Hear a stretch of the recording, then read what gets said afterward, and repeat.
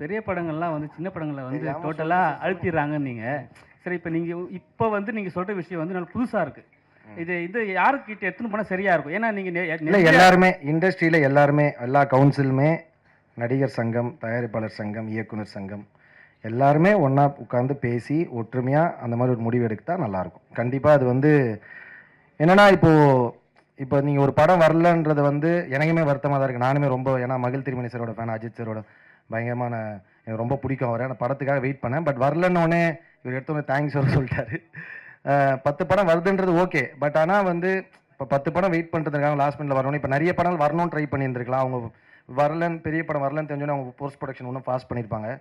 So இந்த மாதிரி ஒரு படம் வந்து மொத்த ஸ்பேஸையும் எடுத்துகிட்டு போகிறது இல்லாமல் அதுதான் நான் ஓப்பனாக தான் சொன்னேன். அப்படி இல்லாமல் அது வந்து கொஞ்சம் ஆர்கனைஸ்டாக இருந்ததுன்னா ஒரு பெரிய படம் அவங்களுக்கு ஒரு நம்பர் ஆஃப் தியேட்டர்ஸ், அதுக்கப்புறம் அது கூட ஒரு மீடியமான படமோ 2 படமோ இல்லைனா அதுக்கப்புறம் சின்ன படங்கள் புது ஏன்னா இப்போ ரொம்ப பேஷனோட சினிமா ரொம்ப அணுகி வராங்க நிறைய பேர். இப்போ ஜெகதீஷ் ப்ரோ நான் ஏன் சொன்னேன்னா, ஜெகதீஷ் ப்ரோ மாதிரி ஆளுங்க ஜெயிச்சாங்கன்னா தமிழில் இன்னும் நிறைய படங்கள் வரும், நிறைய நியூ ஆர்டிஸ்ட் வருவாங்க, நியூ டைரக்டர்ஸ் வருவாங்க. ஸோ வந்து வெறுமனே இப்போ பிஸ்னஸ்னு சொல்கிறோம். அதே மாதிரி எடுத்தோன்னே இப்போ ஒரு வேர்டு எடுத்துக்கிறோம் பேன் இண்டியானிரும்.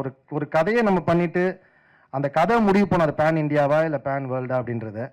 அது வந்து இல்லை அங்கே என்ன ஆக போகுதுன்னு தெரியாது. ஸோ கதை நம்ம பண்ணுற கதைகள் இப்போ நம்ம மஞ்சுமல் பாய்ஸ் பண்ணும்போது தமிழ்நாட்டில் இவ்வளோ பிஸ்னஸ் பண்ணணும்னு நினச்சா பண்ணியிருப்பாங்க, கிடையாது. அவங்க அட்டன் பண்ண ஒரு கதையை ரொம்ப ரொம்ப சூப்பராக ஆனஸ்ட்டாக பண்ணாங்க. அது ஒரு பெரிய வரவேற்பு இங்கே பெற்றது. அந்த மாதிரி நம்ம ரொம்ப ஜெனுவனாக ஒரு படத்தை லவ் பண்ணி அதை நம்ம பண்ணோம்னா அந்த film will decide what it has to do. அது முடிவு பண்ணும் அது எந்த இடத்துங்களுக்கு போகணுன்னு.